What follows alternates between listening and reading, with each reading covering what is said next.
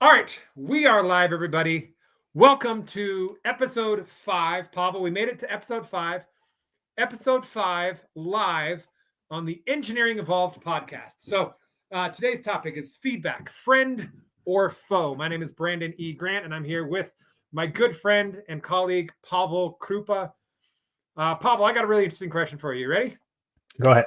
So you have made your living, you've made your specialty really going in and programming and managing robots, specifically Fanuc robots, but you cover all the 6-axis and all the other automation systems, right? That's correct. Your YouTube videos on Fanuc robot planning, Fanuc or Fanuc? Actually, both are correct, depending. Okay. I'll say Fanuc because I like the way it sounds. Your YouTube videos on Fanuc robot programming is something that has gained a lot of traction. I know a lot of people that I've worked with actually use you as the reference point for how to do some of that, which is really awesome. So here's a scenario I want you to consider, okay? Sure. Imagine go back when you were in your consulting days, you come into a situation and the engineering manager comes and says, okay, Pavel, I'm so glad you're here. I have a robot. Here's the 8 steps I want it to do. It's a 6-axis Fanuc robot, right? And they say, here's all the outputs for the PLC. I want you to program the robot to do these functions. Here's all the outputs.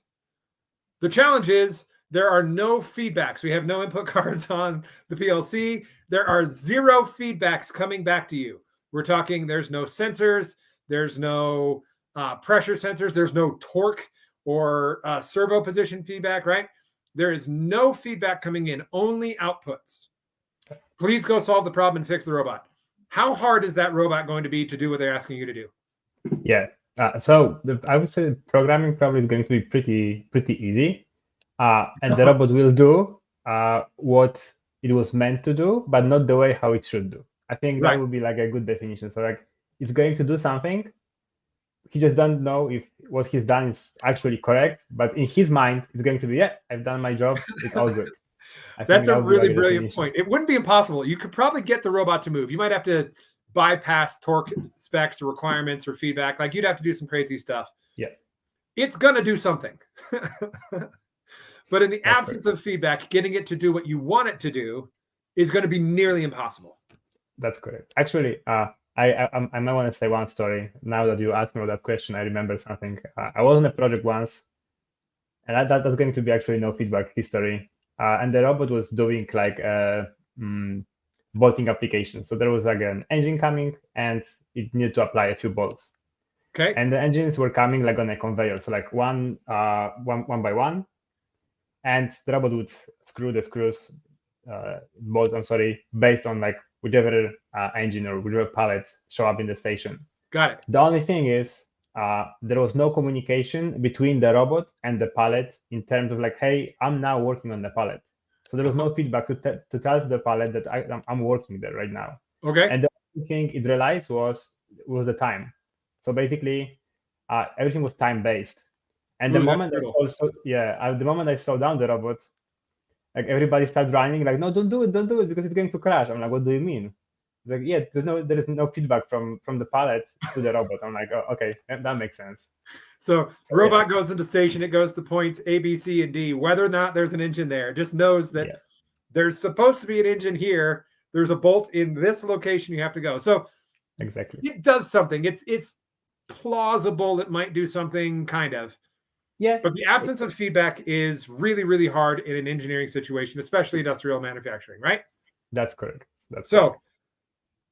What does this have to do with anything? Well, first, I'm going to take a break to say, if you are watching live on any of the platforms, please do us a favor, help with engagement. Please go type #live in the comments so that we know you're there. It helps us with everything, right? If you are watching replay, I want you to type #replay so that I know that you're watching on a replay. This really helps us. It helps get engagement. This podcast is going to go, and the more you spread the word, the better it's going to be. So thank you for doing that. Now, why is it then, since this is such an obvious place where feedback is absolutely critical, like necessary in order to do anything more advanced than guessing, why do you think that engineers and technical people and people who are used to feedback systems, why is it that we don't take and apply this to our real life? Like, why is it that people don't have actual information on their health, right? Why is it that people don't have information on their money? I'm experiencing a situation with that right now. I was ignoring feedback on my money and my financials, right? Why is it we're not looking at feedback from our kids or our wife? Like, if feedback is such a critical part of our life at work, why do we have such a hard struggle to connect the two that it's actually important everywhere? Stepping on a scale, important. Knowing the food you eat, important. Using the mirror to see what's the reality. Like, why do we have such a hard time taking this fundamental understanding as an engineer, as a really, really smart person, the importance of feedback and applying it to the rest of our lives? Yeah, I think it's a very good question. And I maybe sometimes we even don't think about how important it might be. Let me give you like an example that's pretty straightforward. So imagine there is a father and a son. And Yeah. as a father, we have some type of critical thinking. So we think about how we're going to pay the rent, credit cards, everything. Like maybe you had a bad day at work, maybe you had an argument with your spouse. So all of this is in our critical thinking. But the kids, however, they do not, like until they're 7, they don't really have the sense of critical thinking. Yep. Therefore, they kind of like live their life a little bit more happily because they don't have to worry about all of that. So now imagine a situation where we're at shop, and the father never gave any feedback to the son, saying like, maybe I feel bad, maybe it's a bad day, or you didn't give a feedback to your wife, and so on and so on. And it comes to the moment that you are at the cashier and your son is like, hey, daddy, I want to buy this toy. I want to buy this toy. And daddy right now is all his mind, his focus on is like, okay, I need to pay the credit card, I need to pay the bills and so on. Like now that guy is asking me about the toy. Right. So you might not control yourself and give the feedback in the way, like you wanted to say, okay, we cannot afford it right now. I'm so sorry. We can buy it later on. Daddy will like make it happen, or come up with like a positive feedback. But because of everything that's coming to us, we're going to say probably, no, I'm not going to buy it to you. You were bad today, just to cut it short and do not spend time on like explanation going deep into that. Absolutely. I think this is very important. That will apply also to everywhere, that sometimes there are incoming signals that kind of affect how we react and how we give the feedback. And maybe sometimes just there is too much and we don't really want to give the feedback or see the feedback because it might feel overwhelming. Maybe that might be a point. Absolutely. And that's interesting because a lot of times that's where you start tying, as humans, factual feedback versus emotional feedback, right? Yes. A lot of people mix those together. And really, the importance is to do factual feedback. My son wants a toy and asks for it. I don't have the money to pay for that right now, or it's not in our budget, versus emotional feedback of, I'm stressed about the thing. The thing that I picked up and thank you for sharing that story. The thing that I picked up in listening to that was not only the importance of feedback, but the importance of effective feedback, right? Yes. So exactly.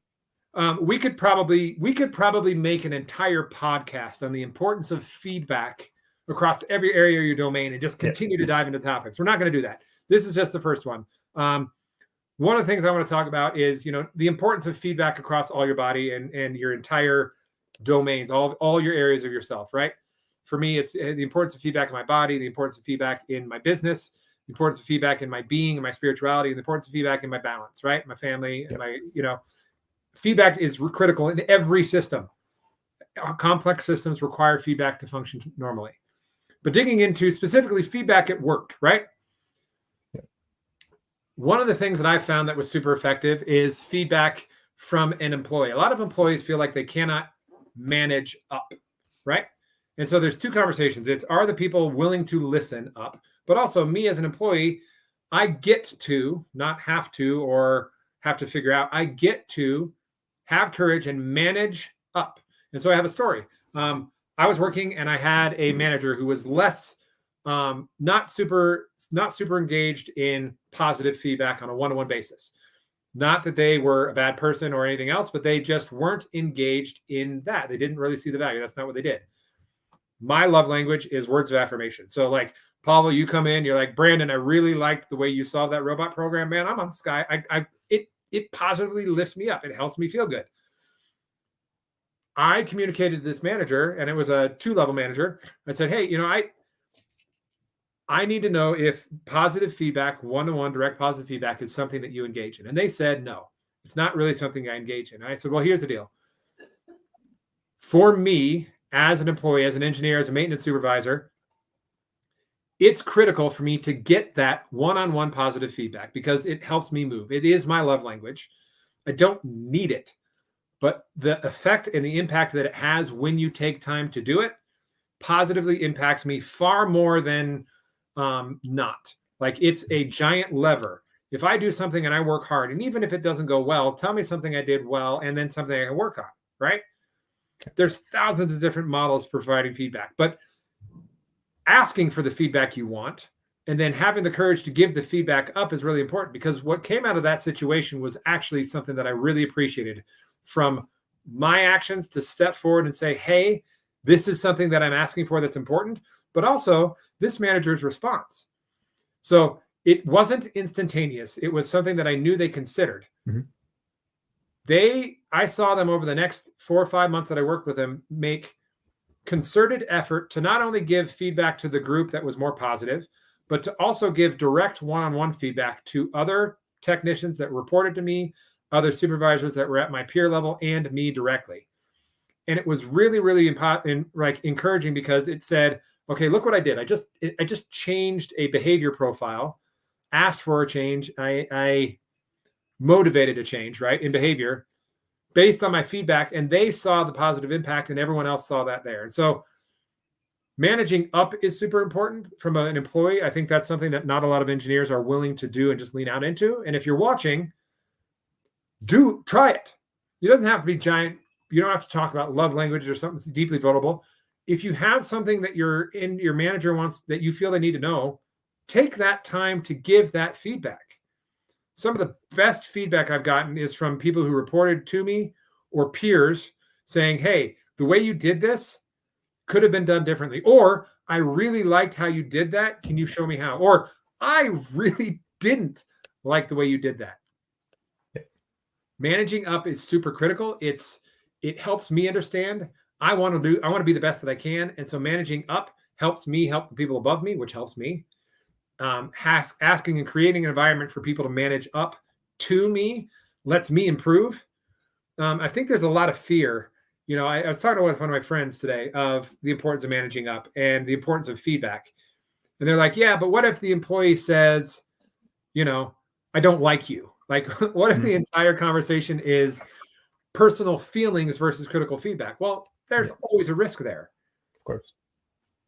Now, for you, what have you seen as, what are some of the things that you've seen, both the good and kind of the ugly in feedback loops throughout your career, not just where you're at right now, but what are some of the positive things you've seen? Because for me, one of the most empowering things I had at Tesla, and I'm not speaking for you, but for me when I was there, was this idea of servant leadership, where feedback is critical in both directions.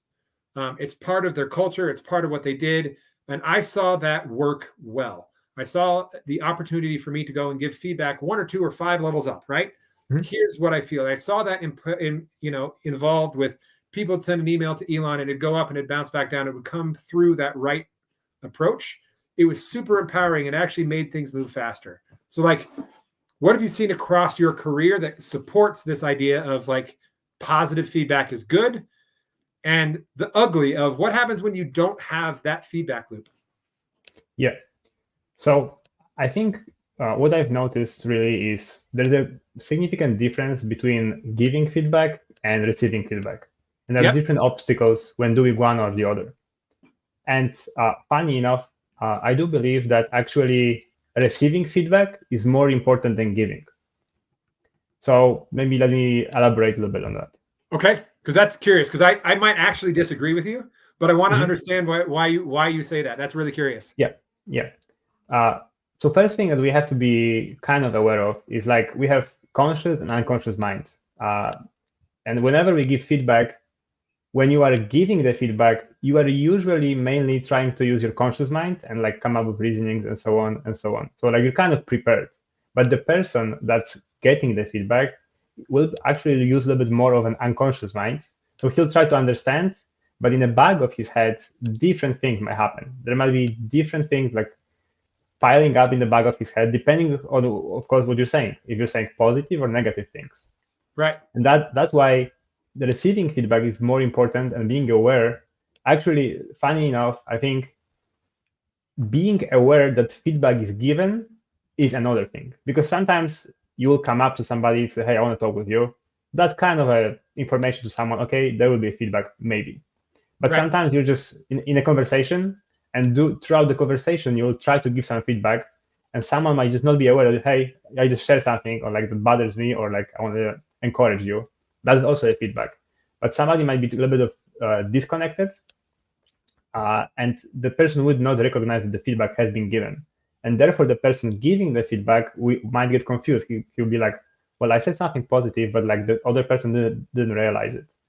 Right. And sometimes, actually, I've seen it also in my personal life. Like even when I communicate with my wife, I'm going to give some compliments, but I was thinking about something else, and the way how I said it didn't really sound like a good feedback or like positive Right. feedback. And then I said, well, but I told you that. And she's like, no, you didn't. Or like, you didn't say it the way that I understood. So it's really Right. important, the giving and receiving feedback. I think that would be like number one. There is another thing that's kind of linked to where I'm from, which is Europe, and Yep. I'm from Poland, and that is being too direct. So I've been taught, and the way how we give feedback back there, or that's how we used to give the feedback. Like I have not been living there for quite some time. It was very direct. So there was no going around. It was like straightforward. You did something Right. okay, or you did something not okay. And you want to put like a scale. It was like 10% you did something okay versus 90% you did something not okay. So Right. definitely that was not motivating. And on the other hand, it was even hard to give a positive feedback because nobody was giving that positive feedback. So you were in an environment that influenced you in the way to do not give the positive feedback, which is terrible. I think it's the worst thing that can happen because that is not an environment to grow. Right. No feedback is a horrible Exactly. environment.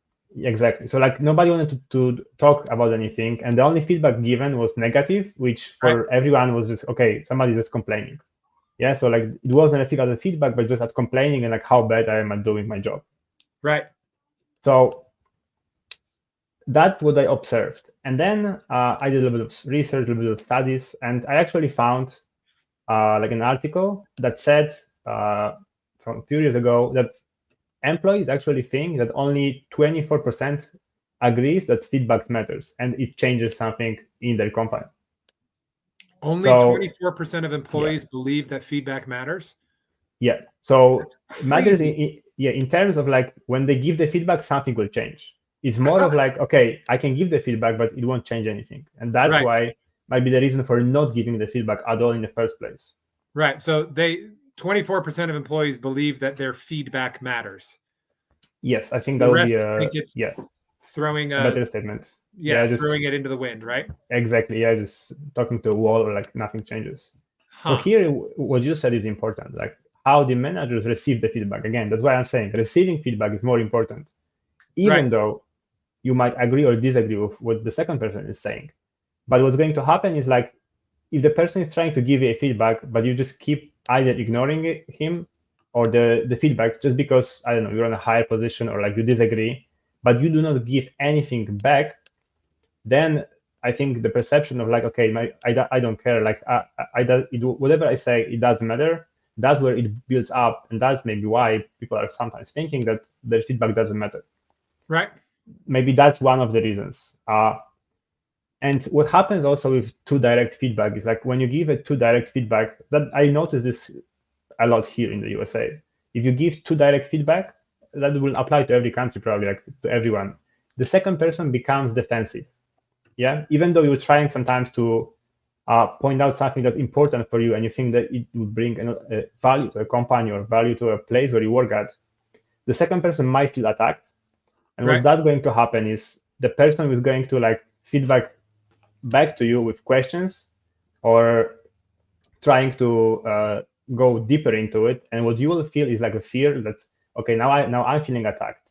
Right. So but basically it's becoming a threat to you that you gave a feedback and now you're getting threat back. So you won't give the feedback again.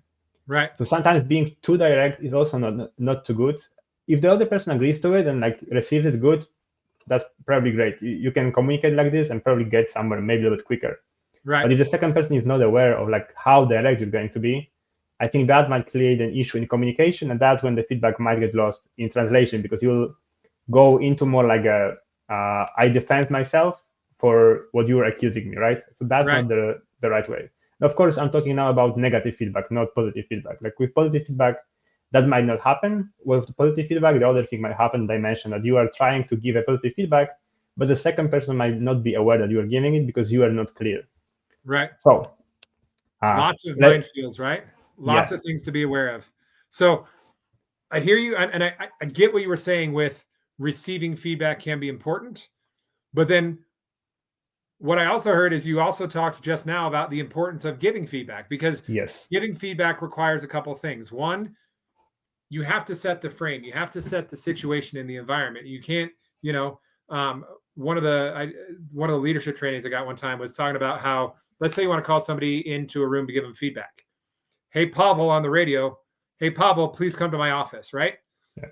The entire 1,012 steps or 205 or 8 that takes you to walk from point A to point B, you don't know what's happening, right? Am I in trouble? Am I fired?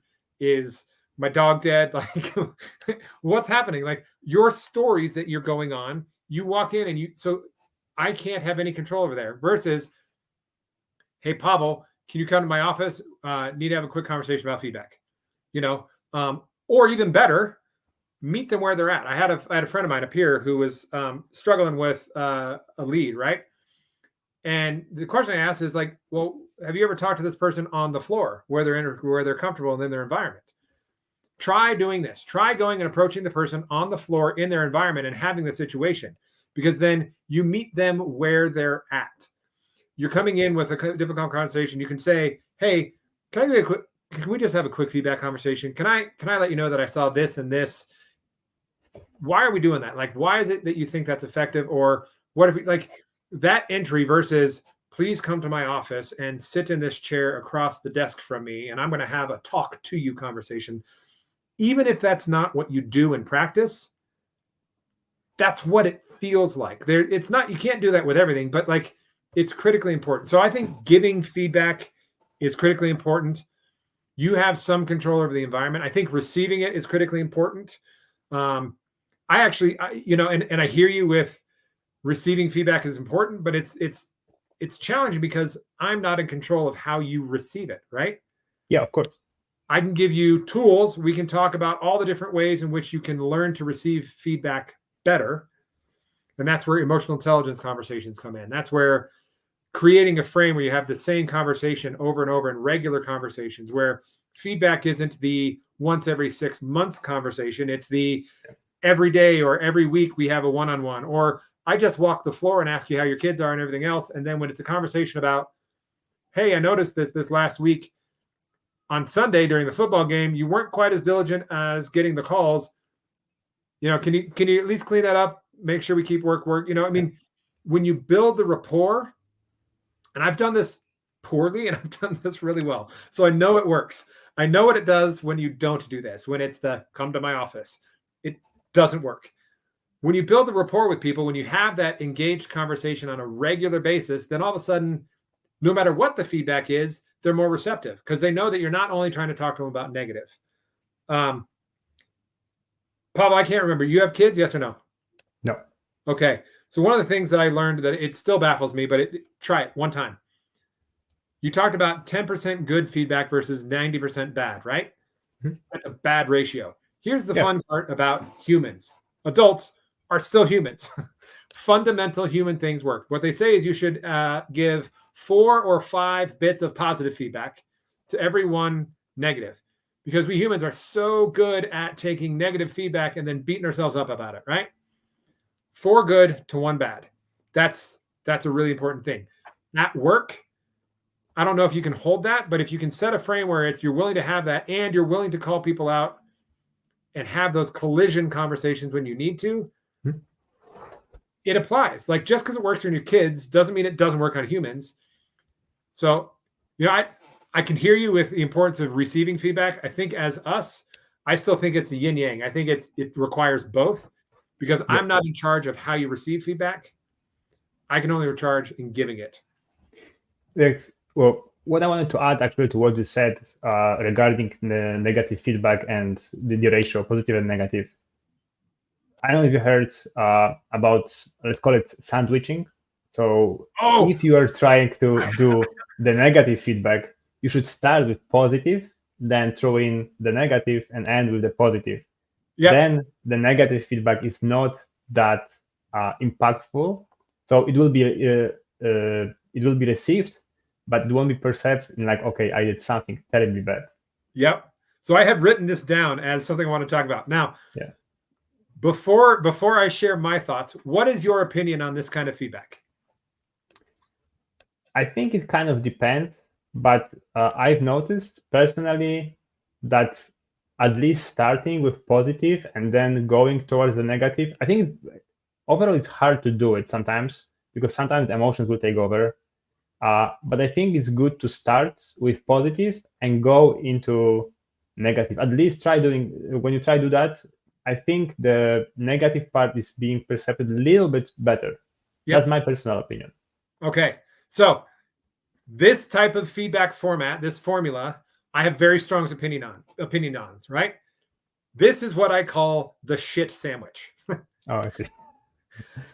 I actually completely disagree with this formulaic approach, because what it does is it actually belittles the negative feedback and the importance and the impact. And it's like, here's this positive thing, here's the negative thing. So I buttered you up to tell the thing.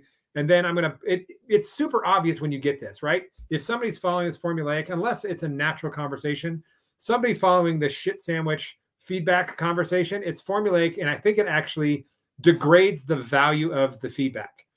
I dislike this. I don't use it. The reason is because I think it's okay to start with positive. There's no such thing as only negative feedback, right? Yeah. Hey, I appreciate that you can. Let's say it's super easy. It's an attendance conversation, right? Hey, I appreciate that you came in today. I really need you to get here on time because you're valuable and you're important to the team. And when you're not here, the company and your teammate suffers.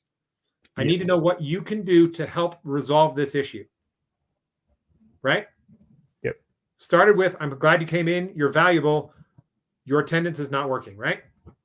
Versus, here's a different one. Hey, I'm really glad you did this thing. You did a really great job, or you're doing a really good job at work, right? Good job. Your attendance is not really working. Like, you're important. It's valuable. I want to know what you can be here.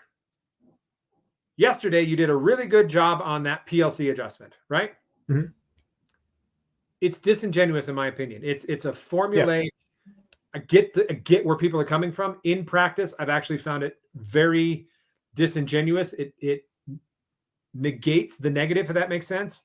You don't have the impact. It's okay to tell someone that what they're doing is not working. Yeah. What are your thoughts?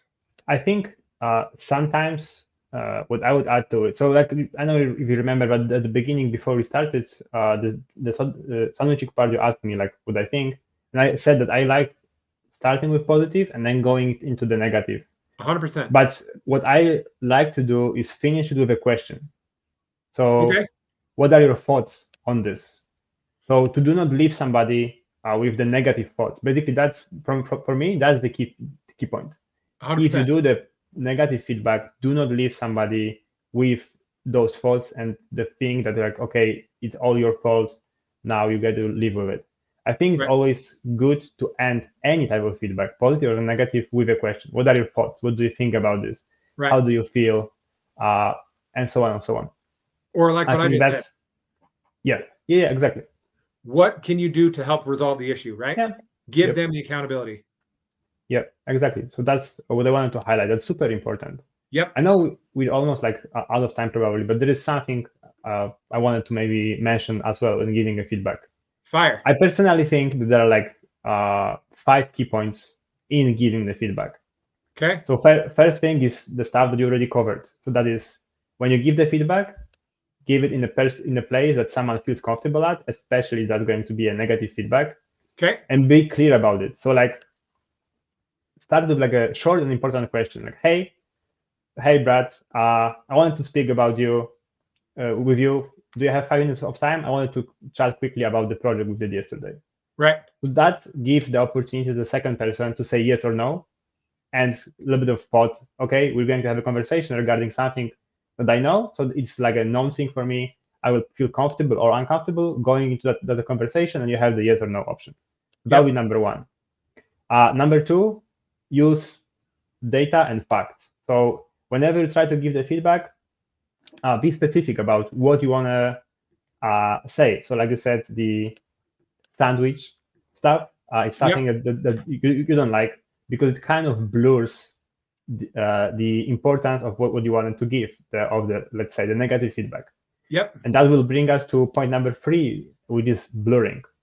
So try not to use the blurry words. Just be specific, be precise about what you're trying to say. Like, don't try to say, okay, I see that your performance got better. Yep. But performance in what? Like, somebody doesn't know, yeah? Yeah. So don't use those blur words.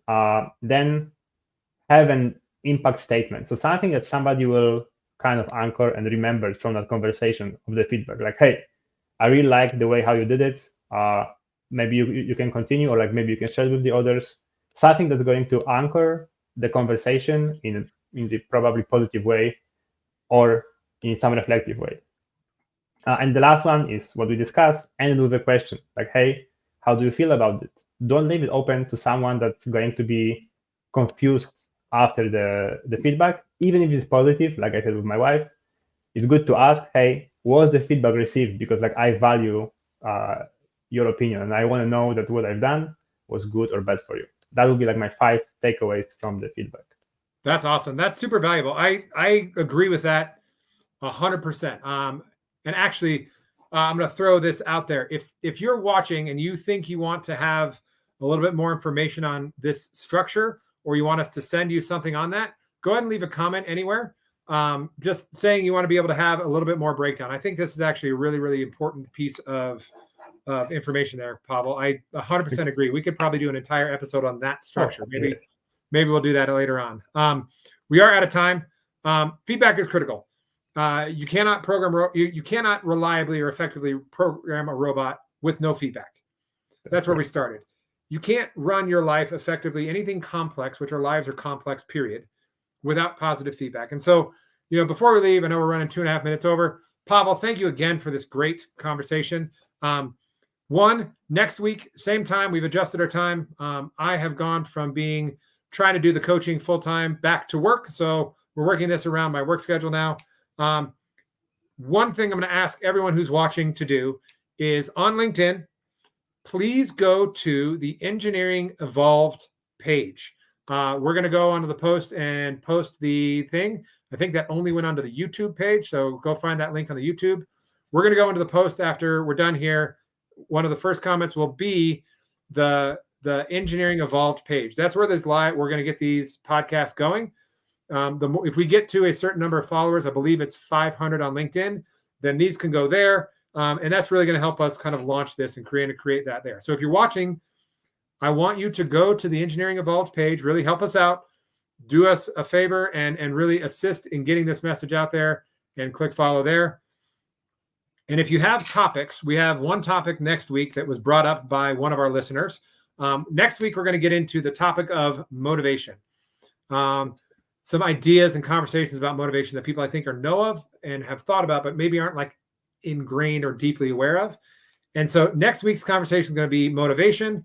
And then the week after that, Pawel, we have our first guest. We will announce this person next week, but one of the people in my network who is a high performance coach and consultant, Stanford PhD, used to work at Meta, like really high end. And we're going to come in and talk more about managing stress. So next week, we will announce who that guest is, who's going to be here on November 8th. Please go into our page, engineeringevolved.com. Leave a topic suggestion, because then that topic can bring up. Pawel and I can talk about all the things we want to, but what's most important is talking about what you want to talk about. So With that said, feedback is important. Please give us the feedback that makes this better. My name is Brandon E. Grant. I am the 4D engineer, engineered results, engineering evolved, all the hashtags. Pawel, anything else you want to say to sign off? For now, that's all. Like you said, we should probably explore that topic more, but that might be in the future. Thank you, everyone. We're getting more and more topics as we go along. All right, everyone, have a wonderful night. See you next week at the same time. That's it. Have a great night. Thank you. Bye-bye.